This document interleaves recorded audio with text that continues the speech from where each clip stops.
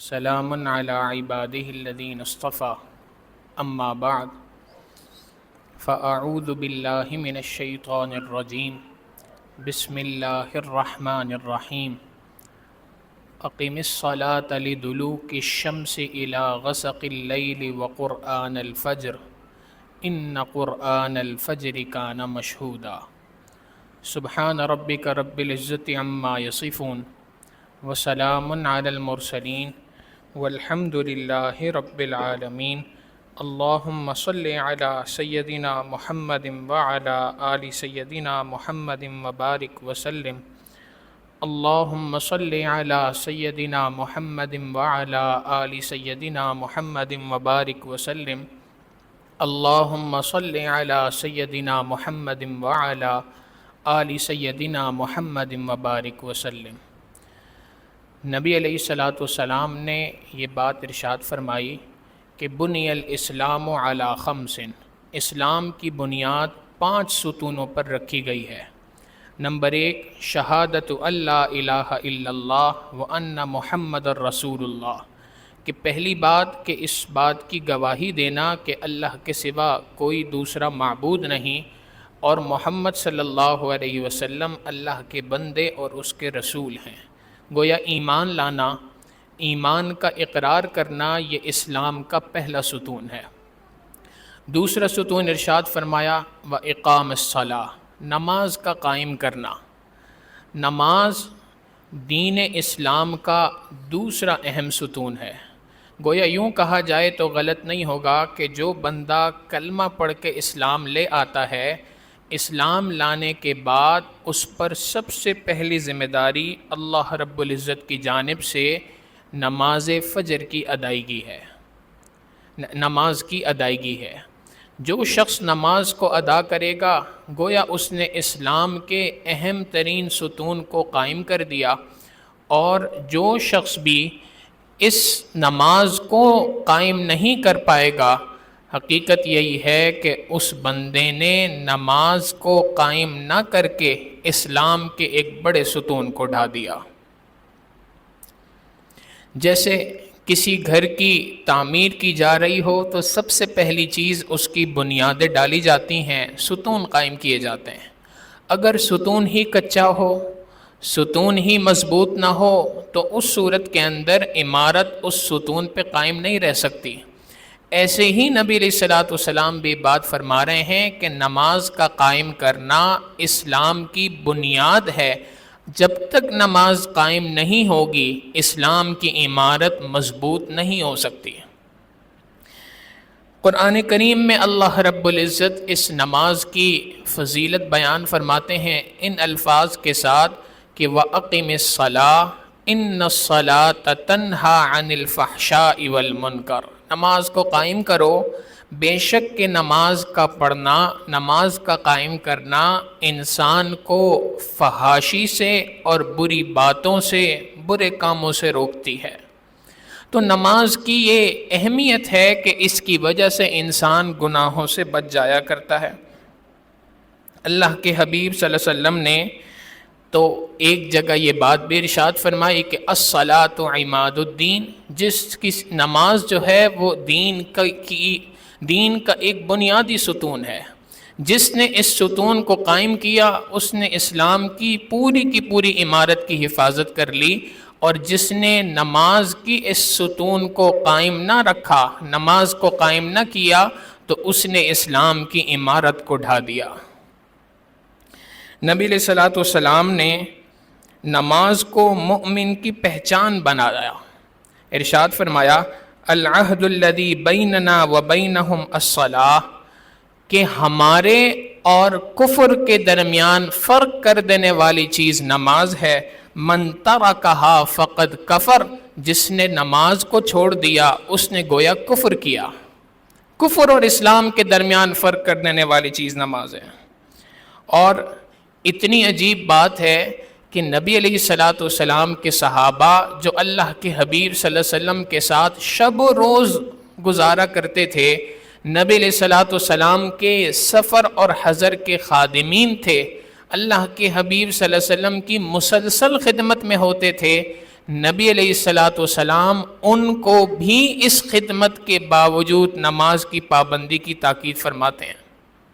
صرف یہ نہیں کہ تم میرے ساتھ خدمت میں مسلسل لگے رہتے ہو، تمہارے لیے جنت کافی ہے۔ روایات میں آتا ہے کہ حضرت اسلمی رضی اللہ تعالیٰ عنہ فرماتے ہیں کنت ابیت مع رسول اللہ صلی اللہ علیہ وسلم فاتیتہ بوضوئہ وحاجتہ، کہ میں نبی علیہ الصلاۃ والسلام کے ساتھ رات میں خدمت میں ہوا کرتا تھا۔ اللہ کے حبیب صلی اللہ علیہ وسلم جب رات میں اٹھتے تھے تو ان کے لیے وضو کے لیے پانی مہیا کرنا، ان کی ضروریات کو پورا کرنا، یہ میں نے اپنے ذمہ لے رکھا تھا۔ ایک دن نبی علیہ الصلاۃ والسلام مجھ سے بہت زیادہ خوش ہوئے اور فرمایا سل، مانگ، کیا مانگتا ہے؟ اللہ کے حبیب صلی اللہ علیہ وسلم سوال کر رہے ہیں کہ اے میرے خادم، اے میرے صحابی، مانگ تو کیا مانگتا ہے؟ فقلت، میں نے نبی علیہ الصلاۃ والسلام سے کہا اسألک مرافقتک فی الجنہ، اے اللہ کے حبیب صلی اللہ علیہ وسلم میں جنت میں آپ کا ساتھ چاہتا ہوں۔ نبی علیہ الصلاۃ والسلام نے فرمایا او غیر ذالک، کچھ اور مانگ لے؟ میں نے کہا اے اللہ کے حبیب صلی اللہ علیہ وسلم مجھے اس کے سوا کسی چیز کی حاجت نہیں۔ نبی علیہ الصلاۃ والسلام نے فرمایا فَأَعِنِّي عَلَى نَفْسِكَ بِكَثْرَةِ السُّجُودِ، ٹھیک ہے میں تیرے لیے دعا کروں گا، لیکن میری دعا کی مدد کے لیے تم سجدوں کے اندر کثرت کو اپنے اوپر لازم قرار دو۔ یعنی نبی علیہ الصلاۃ والسلام کے ساتھ جنت میں اگر جانا ہے تو نبی علیہ السلام فرما رہے ہیں صرف خدمت سے نہیں ہونا، اس کے لیے نمازوں کی طرف متوجہ ہونا پڑے گا۔ نماز وہ نعمت ہے کہ جس سے جنت کے اندر نبی علیہ الصلاۃ والسلام کا ساتھ ملتا ہے۔ حضرت عبادہ ابن صامت رضی اللہ تعالیٰ عنہ فرماتے ہیں کہ نبی علیہ الصلاۃ والسلام نے ایک بار ارشاد فرمایا خمس صلوات کتبہن اللہ علی العباد، اللہ نے اپنے بندوں پر 5 وقت کی نمازوں کو فرض فرمایا۔ من جاء بہن لم یضیع منہن شیئا استخفافا بحقہن کان لہ عند اللہ عہد ان یدخلہ الجنہ، جو کوئی شخص بھی ان 5 وقت کی نمازوں کو پابندی سے ادا کرے گا اور اس میں کوئی کمی نہیں کرے گا، اللہ کا وعدہ ہے اس بندے کو اللہ رب العزت جنت کے اندر داخل فرما دیں گے۔ وَمَن لَّمْ يَأْتِ بِهِنَّ فَلَيْسَ لَهُ عِندَ اللَّهِ عَهْدٌ إِن شَاءَ عَذَّبَهُ وَإِن شَاءَ دَخَلَهُ الْجَنَّةَ، اور جو بندہ 5 وقت کی نماز پابندی کے ساتھ نہیں پڑھتا اس کے ساتھ اللہ کا جنت میں داخل ہونے کا کسی قسم کا کوئی وعدہ نہیں۔ اللہ کا بندے کے ساتھ جنت میں داخل ہونے کا وعدہ نمازوں کی پابندی کے ساتھ ہے۔ اور پھر تمام ہی نمازیں خاص ہیں، لیکن ان نمازوں میں فجر کی نماز کی خصوصیت نبی علیہ الصلاۃ والسلام نے بھی ارشاد فرمائی، قرآن کریم نے بھی اس کو بیان کیا۔ اللہ رب العزت ارشاد فرماتے ہیں اقم الصلاۃ لدلوک الشمس الی غسق اللیل وقرآن الفجر، نمازوں کو قائم کرو لدلوک الشمس الی غسق اللیل، سورج کے طلوع ہونے سے لے کے سورج کے غروب ہونے تک، یعنی دن بھر کی نمازوں کو پڑھو۔ وقرآن الفجر، اور بالخصوص فجر کی نماز میں قرآن کریم کی تلاوت کرو۔ ان قرآن الفجر کان مشہودا، بے شک فجر میں قرآن کریم کی تلاوت کے وقت فرشتے حاضر ہوا کرتے ہیں۔ حدیث مبارکہ میں نبی علیہ الصلاۃ والسلام نے اس بات کو سمجھایا۔ اللہ کے حبیب صلی اللہ علیہ وسلم نے بات ارشاد فرمائی کہ اللہ رب العزت کی جانب سے فرشتے جو معمور ہوتے ہیں وہ فجر اور عصر کی نماز کے وقت میں اپنی ڈیوٹیاں تبدیل کرتے ہیں، یعنی فجر کا وقت ہوگا تو رات والے فرشتے رخصت ہوتے ہیں اور صبح والے فرشتے آتے ہیں، عصر کا وقت ہوگا تو صبح والے فرشتے رخصت ہوتے ہیں، رات والے فرشتے آتے ہیں۔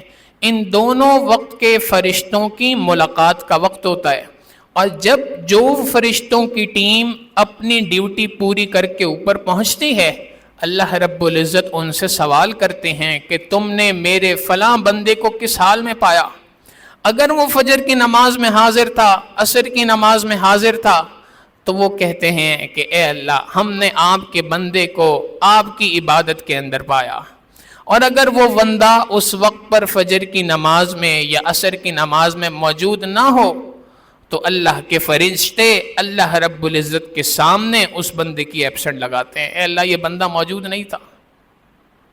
تو اللہ رب العزت یہی بات فرما رہے ہیں کہ نماز کو قائم کرو، بالخصوص فجر کی نماز، اس لیے کہ فجر کی نماز میں جب قرآن کریم کی تلاوت کی جاتی ہے تو فرشتے اس نماز میں حاضر ہوا کرتے ہیں۔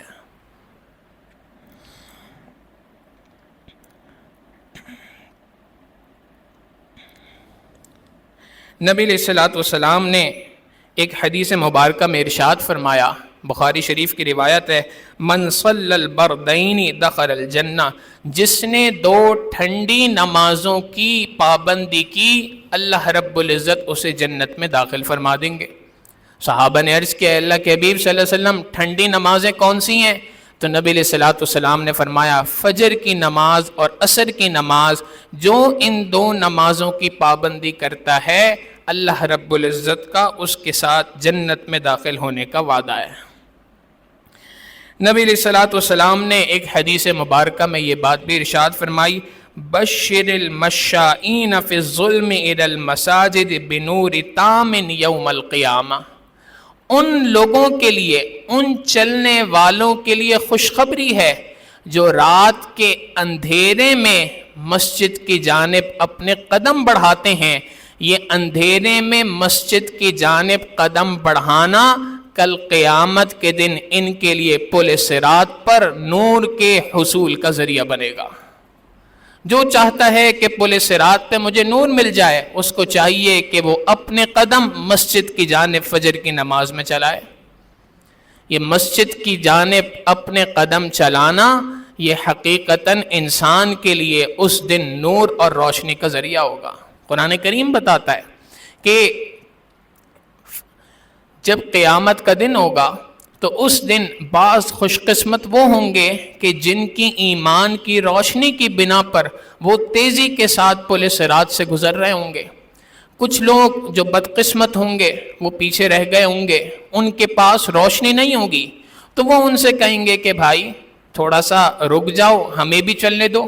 جیسے ہوتا ہے نا، کسی اندھیری گلی میں کوئی بندہ چل رہا ہے اور دوسرے کے پاس ٹارچ ہے تو اس سے کہتا ہے ذرا مجھے بھی راستہ دکھا دو، میں اور آپ ساتھ ساتھ گزر جاتے ہیں۔ تو قیامت کے دن بھی وہ یہی بات کہیں گے کہ جی آپ تھوڑا سا آہستہ چلیے تاکہ میں آپ کے پیچھے پیچھے چلوں۔ آگے سے ان سے کہا جائے گا قیل ارجعوا وراءکم فالتمسوا نورا، یہاں تم کہاں نور اور روشنی تلاش کر رہے ہو، پیچھے جاؤ وہاں پر تمہیں روشنی ملے گی۔ وہ پلٹیں گے، فضرب بینہم بسور لہ باب باطنہ فیہ الرحمۃ وظاہرہ من قبلہ العذاب، ایک ایسے دروازے کے ذریعے سے ان کو روک دیا جائے گا کہ جس کے اندر کی جانب عذاب ہوگا اور باہر کی جانب جنت کی رحمتیں ہوں گی۔ تو گویا نبی علیہ الصلوۃ والسلام فرما رہے ہیں یہ جو نور اور روشنی ہے یہ کس کو ملے گا؟ جو فجر کی نماز کے وقت اندھیرے کے اندر اپنے قدم بڑھاتا ہوا مسجد کی جانب پڑھے گا، اللہ رب العزت اس کو کل قیامت کے دن یہ نور عطا فرمائیں گے۔ نبی علیہ الصلوۃ والسلام نے ایک اور حدیث مبارکہ میں ارشاد فرمایا، حضرت جندب ابن عبداللہ رضی اللہ تعالیٰ عنہ فرماتے ہیں نبی علیہ الصلوۃ والسلام نے ارشاد فرمایا، من صلی الصبح فہو فی ذمۃ اللہ، جو کوئی شخص بھی صبح کی نماز ادا کرتا ہے وہ اللہ کے ذمے میں آ جایا کرتا ہے، فلا یطلبنکم اللہ من ذمتہ بشیء فیدرکہ فیبکہ فی نار جہنم، لہٰذا جو شخص اللہ کے ذمے میں آ گیا تم اس کا کسی طرح کا حق نہ مارنا، ایسا نہ ہو کہ وہ تمہیں جہنم میں دھکیلنے کا ذریعہ بن جائے۔ گویا یہ بات فرما دی کہ جو شخص فجر کی نماز پڑھتا ہے، فجر کی نماز کی ادائیگی کی بنا پر اللہ رب العزت اس بندے کو اپنے ذمے میں لے لیا کرتے ہیں، اس کے تمام کاموں کو پورا کرنے کی ذمہ داری اللہ رب العزت اپنے ذمے لے لیتے ہیں۔ نبی علیہ السلام نے ارشاد فرمایا، رکعت الفجر خیر من الدنیا وما فیہا، فجر کی نماز کی 2 رکعات دنیا اور جو کچھ دنیا میں ہے ان تمام خزانوں سے زیادہ بہتر ہے۔ ہم غور کریں، ہم کتنی بڑی خیر سے محروم ہوتے ہیں جب فجر کی نماز قضا ہو جاتی ہے۔ نبی علیہ السلام فرما رہے ہیں یہ 2 رکعات فجر کی نماز کا پڑھنا دنیا اور جو کچھ دنیا میں ہے، جو ساری نعمتیں تمہارے پاس ہیں، بینک بیلنس سے، کاروبار سے، ملازمت سے، جاب سے، مال و دولت سے، بیوی بچوں سے، گھر بار سے، ہر چیز سے بہتر 2 رکعات فجر کی نماز کا ادا کرنا ہے۔ حضرت جریر ابن عبداللہ رضی اللہ تعالیٰ عنہ فرماتے ہیں کہ ہم کننا عند النبی صلی اللہ علیہ وسلم، ہم نبی علیہ السلام کے پاس تھے، اذ نظر الی القمر لیلۃ البدر، کہ جب 14ویں کا چاند ہمیں نظر آیا، ہماری نظر پڑی 14ویں کے چاند کے اوپر، نبی علیہ السلام نے فرمایا اما انکم سترون ربکم کما ترون ھذا، اللہ کی قسم تم اپنے پروردگار کو کل قیامت کے دن ایسے ہی دیکھ سکتے ہو جیسے آج 14ویں کا چاند تمہیں واضح نظر آ رہا ہے۔ لا تضامون ولا تضاہون فی رؤیتہ، اللہ اور اس کے بندوں کے درمیان رؤیت میں، دیکھنے میں کسی قسم کا کوئی حجاب نہیں ہوگا۔ فَإِنِ اسْتَطَعْتُمْ أَلَّا تَغْلِبُوا عَلَى صَلَاةٍ قَبْلَ طُلُوعِ الشَّمْسِ وَقَبْلَ غُرُوبِهَا فَافْعَلُوا، بس تم ایک کام کرو، ایک کام کرو گے تو کل قیامت کے دن پروردگار کا ایسا ہی دیدار ہوگا جیسے آج تم آسانی کے ساتھ 14ویں کا چاند بغیر کسی حجاب کے دیکھتے ہو۔ اے اللہ کے حبیب صلی اللہ علیہ وسلم وہ کام کیا ہے؟ نبی علیہ السلام نے فرمایا سورج کے طلوع ہونے سے پہلے کی نماز اور سورج کے غروب ہونے سے پہلے کی نماز، یعنی فجر اور عصر کی نماز کی پابندی کر لو۔ ان 2 نمازوں کی پابندی کر لو، اس 2 نمازوں کی پابندی کی برکت سے اللہ رب العزت کا کل قیامت کے دن تمہیں دیدار نصیب ہو جائے گا۔ یہ کتنی بڑی نعمت ہے اور کتنی بڑی خیر ہے کہ جس سے انسان محروم رہ جاتا ہے۔ اور عجیب بات، اللہ کے حبیب صلی اللہ علیہ وسلم نے بات فرمائی، ہمیں اس روایت کو سننا بھی چاہیے اور اپنے آپ کو اس پہ پرکھنا بھی چاہیے۔ نبی علیہ الصلوۃ والسلام فرماتے ہیں اثقل الصلاۃ علی المنافقین صلاۃ العشاء والعصر، منافقین پہ سب سے زیادہ بھاری نمازیں عشاء کی نماز اور فجر کی نماز ہوا کرتی ہے۔ منافقین پر سب سے بھاری نمازیں عشاء کی نماز اور فجر کی نماز ہوتی ہے۔ حضرت عمر رضی اللہ تعالیٰ عنہ کا ایک واقعہ روایات میں لکھا ہے موطأ امام مالک میں کہ سیدنا عمر فاروق رضی اللہ تعالیٰ عنہ اپنی رعایا کا کس قدر خیال رکھا کرتے تھے کہ اس کی ایک دلیل یہ ہے کہ عمر رضی اللہ تعالیٰ عنہ فجر کی نماز میں اپنے مقتدیوں کو ڈھونڈا کرتے تھے، فلاں آیا کہ نہیں آیا، فلاں آیا کہ نہیں آیا، فلاں آیا کہ نہیں آیا۔ ایک دن انہوں نے دیکھا کہ حضرت سلیمان ابن ابی حسمہ رحمہ اللہ، یہ فجر کی نوجوان آدمی تھے اور تابعین میں سے تھے، تو انہوں نے دیکھا کہ سلیمان فجر کی نماز میں نظر نہیں آ رہا، تو بڑا تعجب ہوا کہ آج سلیمان کیوں غائب ہے۔ بہرحال فجر کی نماز ادا کر کے جب مسجد نبوی سے باہر نکلے تو ان کی والدہ، ان کا نام شفا آتا ہے روایات میں، وہ مل گئیں، تو ان سے کہا کہ بھئی کیا وجہ ہے کہ سلیمان نظر نہیں آ رہا؟ تو والدہ نے کہا جی اصل میں ساری رات تہجد ادا کر رہا تھا، تو تہجد ساری رات ادا کرنے کی وجہ سے تھکاوٹ اتنی غالب تھی کہ بس فجر کی نماز گھر پہ ادا کر کے جلدی سو گیا۔ عمر رضی اللہ تعالیٰ عنہ نے فرمایا کہ میرے نزدیک فجر کی نماز جماعت کے ساتھ مسجد میں ادا کرنا رات بھر اللہ کے سامنے جاگ کر قیام کرنے سے کہیں گنا زیادہ بہتر ہے۔ یعنی اگر کوئی بندہ رات بھر عبادت کر رہا ہے، فجر بھی ادا کر رہا ہے لیکن فجر مسجد میں ادا نہیں کر پا رہا، تو عمر رضی اللہ تعالیٰ عنہ کہتے ہیں کہ یہ بندہ میرے نزدیک زیادہ اطمینان بخش نہیں ہے، یہ زیادہ بڑا ثواب نہیں ہے، بلکہ اس کے مقابلے میں زیادہ ثواب اس بات پہ ہے کہ رات کو جلدی سو جائے اور فجر کی نماز اٹھ کر مسجد کے اندر ادا کرے۔ اب غور کریں کہ وہ بندہ جو ساری رات تہجد ادا کر رہا ہے، اس کے باوجود اس کو پسندیدہ قرار نہیں دیا جا رہا، تو جو بندہ رات کو اللہ کی نافرمانی کے اندر لگا رہے، گناہوں کے اندر لگا رہے، غفلت کے اندر لگا رہے، لا یعنی کاموں کے اندر لگا رہے، اور پھر فجر قضا کر دے۔ یہاں تو فجر قضا نہیں ہو رہی، گھر پہ ادا کی جا رہی ہے۔ اگر فجر قضا کر دے تو ایسے بندے سے ہمارے اسلاف کس قدر ناخوش ہوں گے اور اس سے کس قدر زیادہ ناراض ہوں گے۔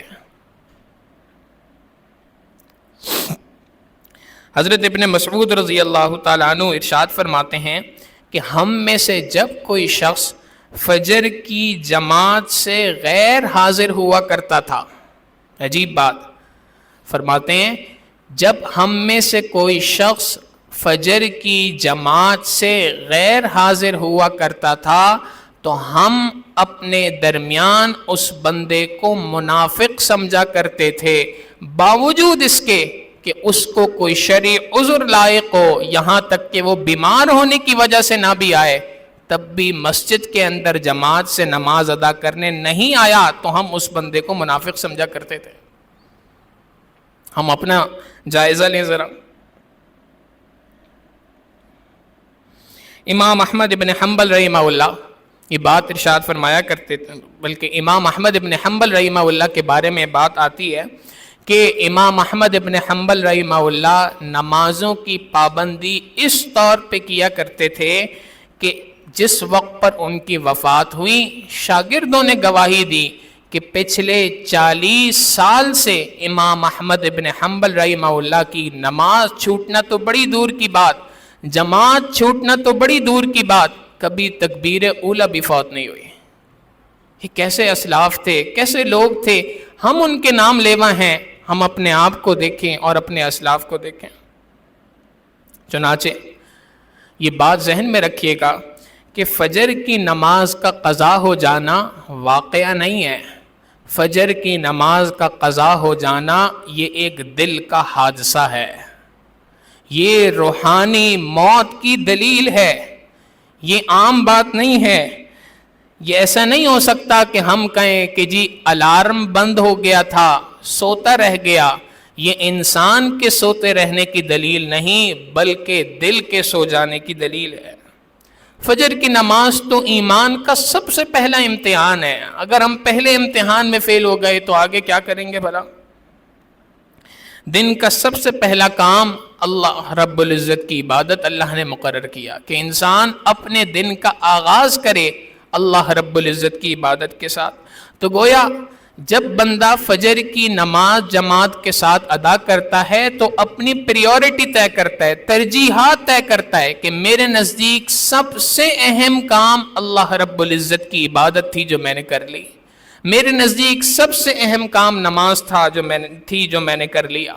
اور اگر اس بندے نے اپنی اس نماز کو قضا کر دیا اور نماز کی ادائیگی کو مؤخر کر دیا، سوتا رہ گیا، جاب پہ چلا گیا، ملازمت پہ چلا گیا، کاروبار پہ چلا گیا، دکان پہ چلا گیا، تو حقیقت یہ ہے کہ اس نے اپنی ترجیحات بدل دی ہیں، یہاں سے برکت کا زوال شروع ہوتا ہے۔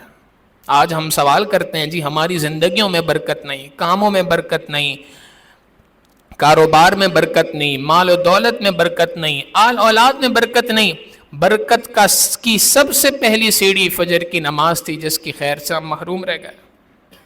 لہٰذا جو کوئی شخص بھی فجر کی نماز کو قضا کرتا ہے، فطرتاً فجر کی نماز کو قضا کرنے کا نتیجہ یہ نکلتا ہے کہ دن بھر کی بے سکونی، ذہنی الجھاؤ اور گناہوں کی طرف جھکاؤ فجر کی نماز کی قضا کرنے کی نحوست کی وجہ سے اس کے اندر پیدا ہو جاتا ہے۔ لہٰذا یوں کہا جائے تو غلط نہیں ہوگا کہ ہمارے اسلاف نے فجر کی نماز کو قضا کرنا انسان کا بدترین جرم قرار دیا۔ یہ چھوٹی بات نہیں ہے، یہ چھوٹا جرم نہیں ہے، یہ بہت بڑا جرم ہے۔ سوال پیدا ہوتا ہے کہ فجر کی نماز چھوٹ کیوں جاتی ہے؟ کیا اسباب ہیں کہ جن کی بنیاد پر فجر کی نماز انسان کی قضا ہو جائے؟ علماء نے اس کے 5 اسباب لکھے ہیں جن وجوہات کی بنیاد پر فجر کی نماز بندے کی قضا ہو جاتی ہے۔ پہلی بات ذکر فرمائی، رات کو دیر تک بغیر کسی مقصد کے جاگنا۔ ایک تو یہ ہے کہ علمی مشغولیت تھی، مطالعے میں مصروف تھا، علم کے حصول میں، تکرار میں، مطالعے میں مصروف تھا، اس بنیاد پہ رات کو جاگتا رہا تو شریعت نے اس کی اجازت دی ہے۔ لیکن اس کے علاوہ کسی اور مقصد سے رات کو جاگنا شریعت مطہرہ نے پسند نہیں کیا۔ نبی علیہ الصلوۃ والسلام نے رات عشاء کے بعد بغیر کسی مقصد کے جاگنے کو سخت ناپسندیدہ قرار دیا۔ لہٰذا پہلا سبب یہ ہے کہ رات کو دیکھ کر جاگنا، اور ہمارا حال یہ ہے کہ ہم بغیر کسی مقصد کے راتوں کو جاگتے ہیں۔ کراچی والے تو ویسے ہی رات کے راجا کہلاتے ہیں، جس وقت دیکھ لیں کوئی نہ کوئی ہوٹل کھلا ہوگا اور وہاں پہ رش بھی نظر آئے گا۔ 12 بجے دیکھ لیں تو بھی ہوٹلوں پہ رش ہے، 1 بجے دیکھ لیں تو بھی رش ہے، 2-3 بجے بھی دیکھ لیں تو بھی رش ہے۔ فجر کی نماز سے آدھا گھنٹہ پہلے تک ان ہوٹلوں کے اوپر رش رہتا ہے۔ یہ ہماری برکت کے زوال کی ابتدا ہے۔ اور جو لوگ ہوٹلوں پہ نہیں بیٹھتے ان کا معاملہ یہ ہے کہ رات کو بستر پہ جانے کا ٹائم الگ ہے، سونے کا ٹائم الگ ہے۔ کئی بار ساتھی آتے ہیں تو یہ عاجز پوچھتا ہے بھائی آپ کتنے بجے سوتے ہیں؟ تو بتاتے ہیں جی میں 11 بجے بستر پہ چلے جاتا ہوں، 12 بجے بستر پہ چلے جاتا ہوں۔ تو عاجز اکثر پوچھتا ہے کہ بھائی بستر پہ تو آپ 11 بجے چلے گئے، یہ بتائیے سوئے کتنے بجے تھے؟ اس لیے کہ بستر پہ جانے کے بعد ہماری زندگی کا ایک اہم جز یہ بن گیا ہے کہ ہم نے تمام سوشل میڈیا کی ویب سائٹس کو اسکرولنگ کرنی ہے، واٹس ایپ چیک کرنا ہے، فیس بک چیک کرنی ہے، ٹویٹر چیک کرنا ہے، انسٹاگرام چیک کرنا ہے۔ ساری کی ساری خبروں سے باخبر رہنا یہ ہم اپنا نصب العین سمجھتے ہیں، فریضہ سمجھتے ہیں، اور یہ لایانی ہے۔ اور اس لایانی کی ہی نبی علیہ الصلوۃ والسلام نے سب سے زیادہ ناپسندیدگی کا اظہار کیا کہ عشاء کی نماز کے بعد کسی لایانی کام میں نہیں لگنا، اور ہم اسی کے اندر لگے رہتے ہیں۔ سب سے آخری چیز جو سونے سے پہلے ہمارے ہاتھوں میں ہوتی ہے وہ موبائل فون ہوتا ہے۔ صبح کو اٹھنے کے بعد سب سے پہلی چیز جس کا دیدار ہم کرتے ہیں وہ سیل فون اور موبائل فون ہوتا ہے۔ غور کریں، سوچنے کی بات ہے۔ نبی علیہ الصلوۃ والسلام نے تو ارشاد فرمایا کہ رات سوتے وقت اللہ کا ذکر کر کے سو، رات سوتے وقت اللہ کو یاد کر کے سو، اور ساتھ میں ارشاد فرمایا کہ اگر تم رات سوتے ہوئے اللہ کو یاد کرتے ہوئے سو گے تو ساری رات اللہ کو یاد کرنے کا ثواب تمہارے نامہ اعمال میں لکھ دیا جائے گا۔ یہ تو حدیث مبارکہ کے الفاظ ہیں۔ اب اسی کا مفہوم مخالف سوچئے، اگر کوئی شخص عبادت کرتا ہے اور عبادت کرتے کرتے سو جاتا ہے، جتنی دیر وہ سوتا رہا اسی عبادت کا ثواب ہے، اور اگر کوئی بندہ گناہ کرتے کرتے سویا تو جتنی رات اس نے گزاری ساری کی ساری گناہ کے اندر گزاری۔ اور یہ ہو نہیں سکتا کہ ایک بندہ سیل فون استعمال کرے، موبائل فون استعمال کرے اور گناہوں میں نہ پڑے۔ ہر ویڈیو کے اندر میوزک پائی جاتی ہے، ہر اسکرین کے اوپر نامحرم کی تصاویر پائی جاتی ہیں۔ یہ کیسے ہو سکتا ہے کہ ایک بندہ اسکرولنگ بھی کرتا ہو اور کہے مجھے گناہ بھی نہیں ہے؟ یہ خیالست و محالست و جنو۔ تو ہم تو گناہ کے ذریعے سے رات کی ابتدا کر رہے ہیں، سونے کی ابتدا گناہ کے ذریعے سے کر رہے ہیں۔ جب ساری رات نامہ اعمال میں گناہ لکھے جائیں گے تو فجر کی نماز کی بھلا توفیق کیسے ہو سکتی ہے؟ تو سب سے پہلا سبب نماز فجر کی چھوٹ جانے کا وہ رات کو دیر تک جاگنا ہے۔ ہم غور کریں، اگر ایک بندے کو پتا ہو کہ صبح 4 بجے میری فلائٹ ہے، میں نے اٹھنا ہے اور جانا ہے ایئرپورٹ، آپ یقین جانیں بعض اوقات تو راتوں کو نیند نہیں آتی، اس ڈر سے کہ سو گیا تو کہیں ایسا نہ ہو فلائٹ نہ چھوٹ جائے۔ نوجوان کو پتا ہو جی صبح 7 بجے میرا امتحان ہے، تو یہی آدمی صبح 7 بجے اٹھا ہوا ہوتا ہے۔ آفس کی میٹنگ آ جائے تو یہی بندہ اٹھا ہوا ہوتا ہے. تو بنیاد یہی ہے کہ اصل میں رات سوتے وقت ترجیحات طے نہیں ہیں. اگر یہ ترجیحات کے اندر ہو کہ میں نے فجر کی نماز ادا کرنی ہے تو بندہ رات کو جلدی سوئے گا. تو سب سے پہلا سبب یہی ہے کہ رات دیر تک جاگنا. دوسرا سبب نیت کی کمزوری ہے. نیت ہی نہیں ہوتی ہے. نیت کی کمزوری کی بنا پر فجر کی نماز قضا ہو جاتی ہے. بعض لوگ تو نہ الارم لگاتے ہیں نہ الارم لگانے کا سوچتے ہیں, اور بعض لوگ الارم لگاتے ہیں لیکن اس بے دلی سے لگاتے ہیں کہ لگاتے وقت یقین ہوتا ہے جی یہ بجتا رہے گا اور میں نے جاگ سوتے رہنا ہے. تو نیت کی کمزوری یہ دوسرا سبب ہے. اور تیسرا سبب نماز کی عظمت کا دل میں نہ ہونا ہے. نماز کی عظمت ہی دل کے اندر نہیں ہے.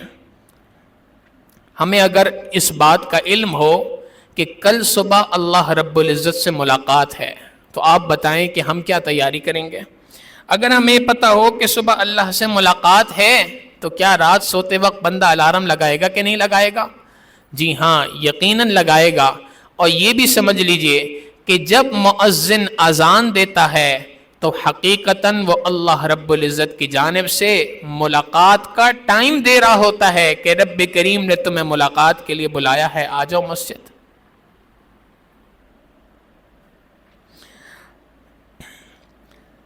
ہمارے سلف صالحین نماز فجر کی جماعت کے چھوٹ جانے کے اوپر اتنا غمزدہ ہوا کرتے تھے کہ روایات میں آتا ہے کہ ہمارے بڑوں میں سے, ہمارے اسلاف میں سے اگر کسی کی فجر کی جماعت چھوٹ جاتی تھی وہ اتنا غمزدہ ہوتا تھا کہ اس کے گھر پہ باقاعدہ لوگ تعزیت کرنے آتے تھے جیسے آج کسی کی فوتگی پہ تعزیت کرنے آتے ہیں. ایک اللہ والوں کا واقعہ کتابوں میں لکھا ہے کہ ایک بار ان کی تہجد چھوٹ گئی. تہجد کے چھوٹنے کے اوپر اتنا غمزدہ ہوئے, اتنا روئے, سارا دن افسوس میں اور غم میں گزارا. اگلے دن رات کا وقت ہوا تو تہجد کا جو وقت طے تھا کہ اس وقت پہ اٹھنا ہے, اس سے تھوڑی دیر پہلے ایک بندے نے آ کے جگا دیا, بھائی اٹھ جاؤ, اٹھ کے تہجد ادا کر لو. انہوں نے کہا اللہ تعالیٰ بھرا کرے, آپ کون ہیں جس نے مجھے تہجد کے لیے اٹھا دیا؟ اس بندے نے آگے سے کہا جی میں شیطان ہوں. کہا شیطان تہجد کے لیے اٹھا رہا ہے, یہ کیسے؟ اس نے کہا ہاں, کل جو تو نے تہجد چھوڑ دی تھی اور سارا دن غمزدہ رہا, سارا دن روتا رہا, سارا دن افسوس کرتا رہا, اللہ رب العزت نے تیرے اس غم اور افسوس پر تہجد سے زیادہ ثواب تیرے نام اعمال میں لکھ دیا. میں نہیں چاہتا کہ تجھے زیادہ ثواب ملے, اسی لیے میں نے آ کے تجھے تہجد کے لیے اٹھا دیا. تو غم ہی نہیں ہے ہمارے دلوں میں.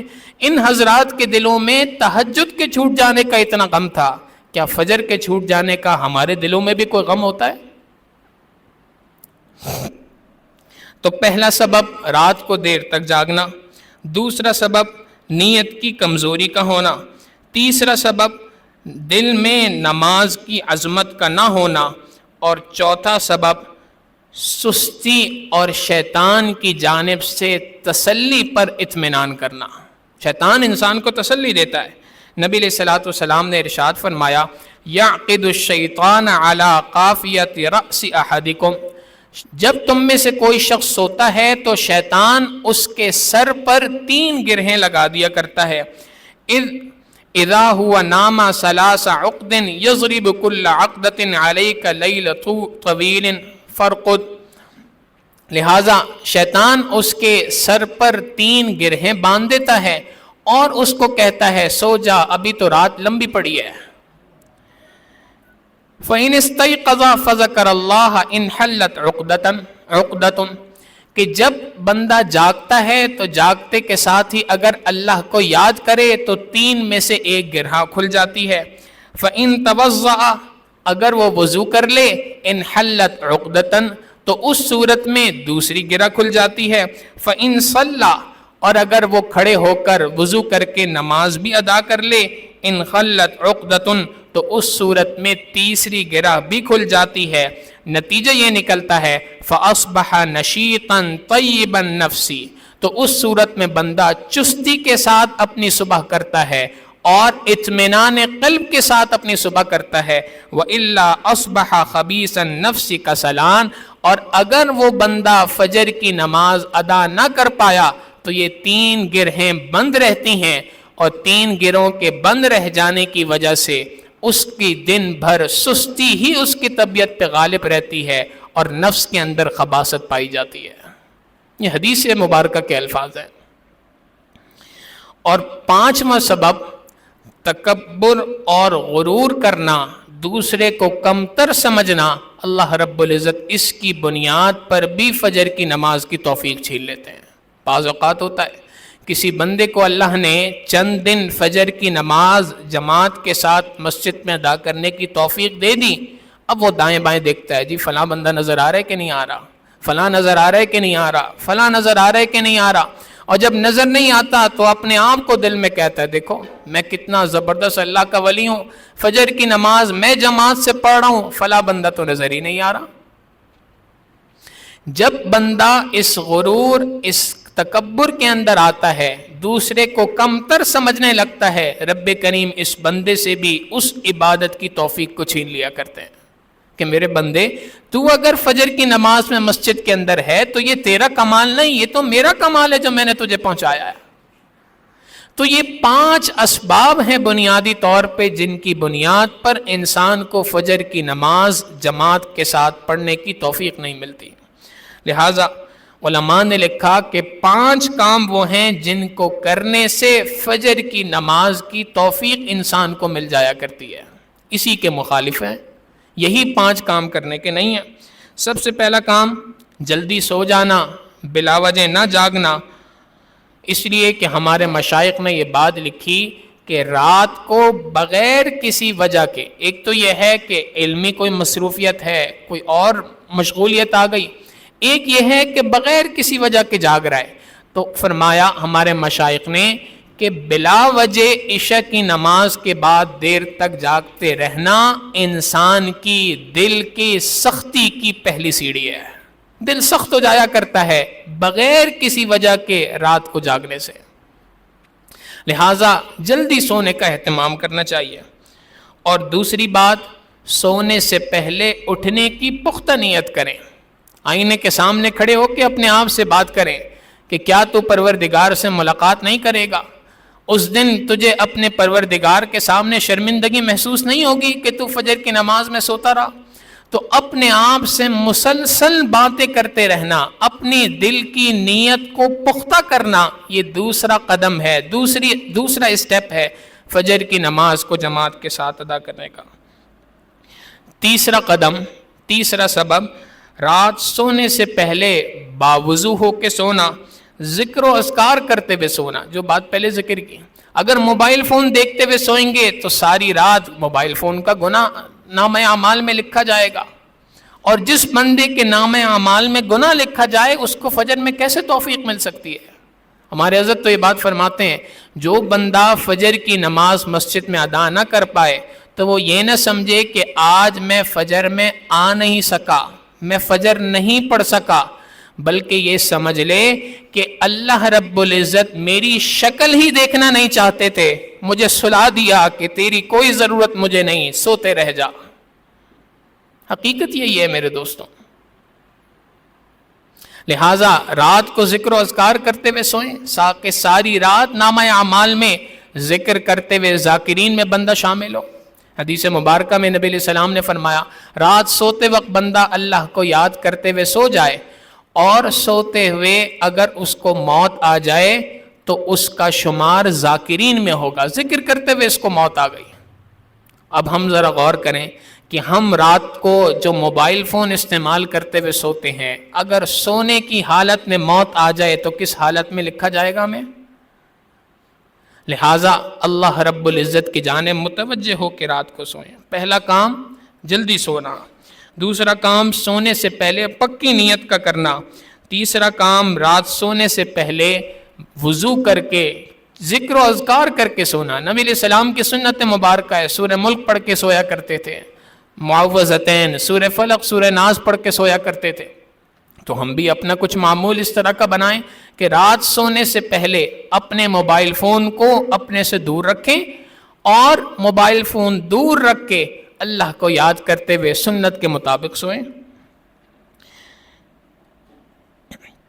چوتھا کام اللہ رب العزت سے دعا ہے۔ اللہ سے دعا کریں کہ اے اللہ ہم مسلسل کس عذاب کے اندر مبتلا ہیں، رب کریم مجھے اس عذاب سے نکال دیجئے۔ قرآن کریم نے دعا سکھلائی ہے، رب جعلنی مقیم الصلاۃ ومن ذریتی ربنا وتقبل دعا۔ اے اللہ مجھے نماز کا پابند بنا دے، مجھے بھی نماز کا پابند بنا دے، میری آل اولاد کو نماز کا پابند بنا دے۔ تو اس دعا کو مانگیں۔ اللہ کے حبیب صلی اللہ علیہ وسلم نے دعا سکھلائی، اللہم اعنی علی ذکرک و شکرک و حسن عبادتک۔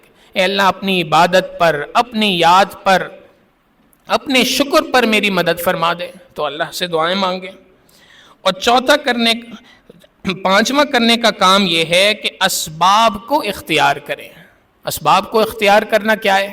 الارم لگائیں، ایک الارم سے نہیں اٹھتے 2 لگائیں، 2 سے نہیں اٹھتے 3 لگائیں، پختہ نیت کے ساتھ لگائیں۔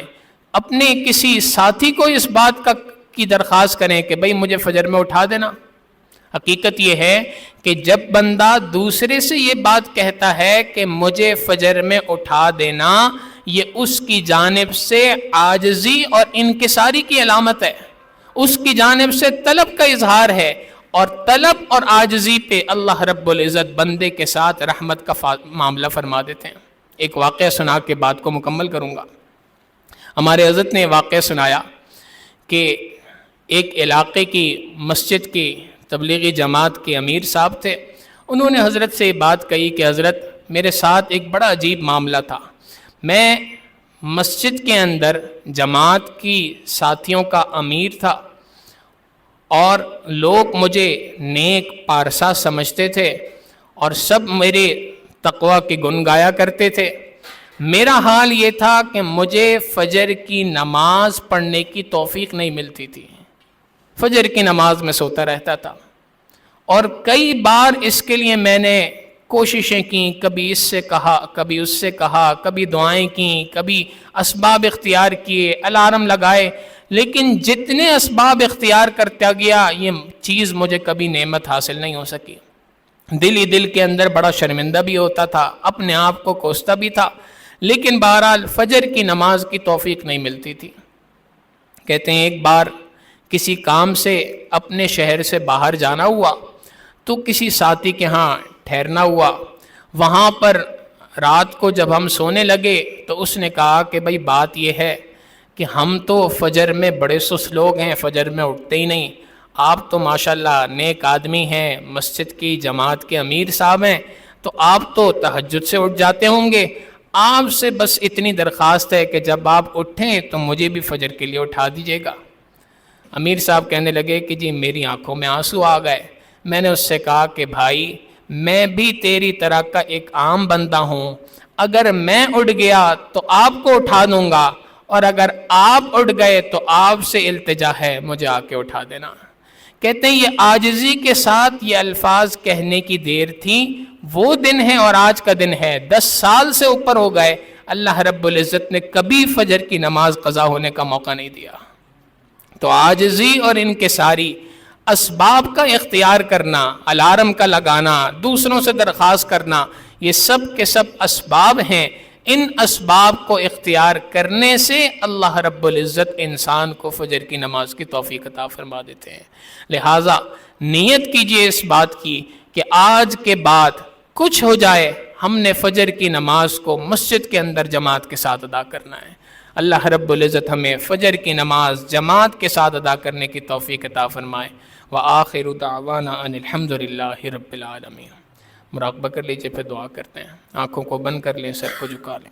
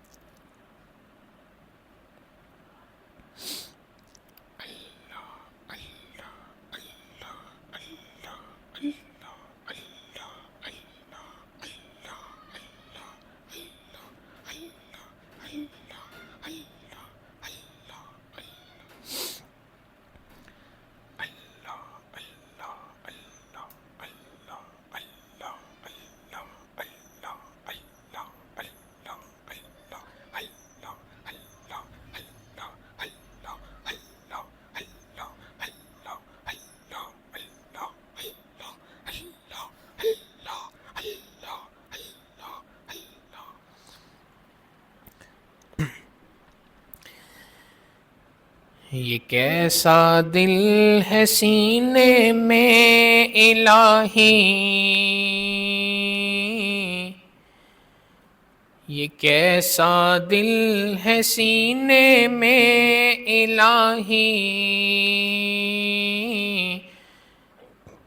یہ زندہ بھی ہے مردہ دل بدل دے،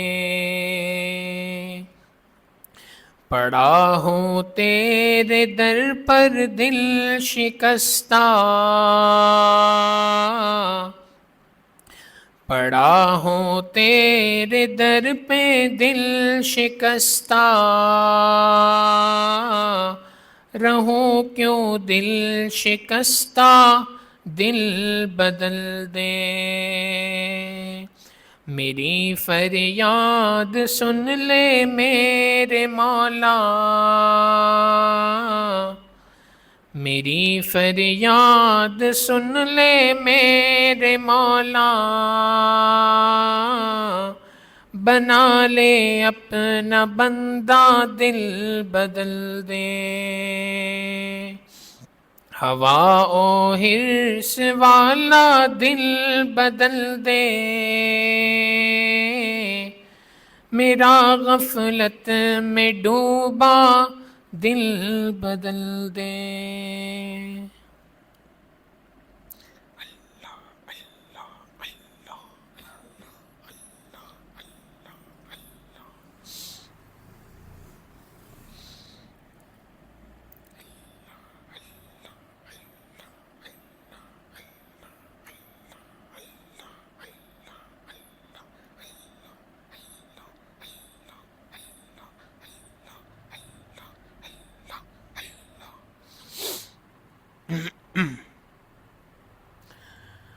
لا الہ الا اللہ محمد الرسول اللہ۔ دعا کر لیجئے۔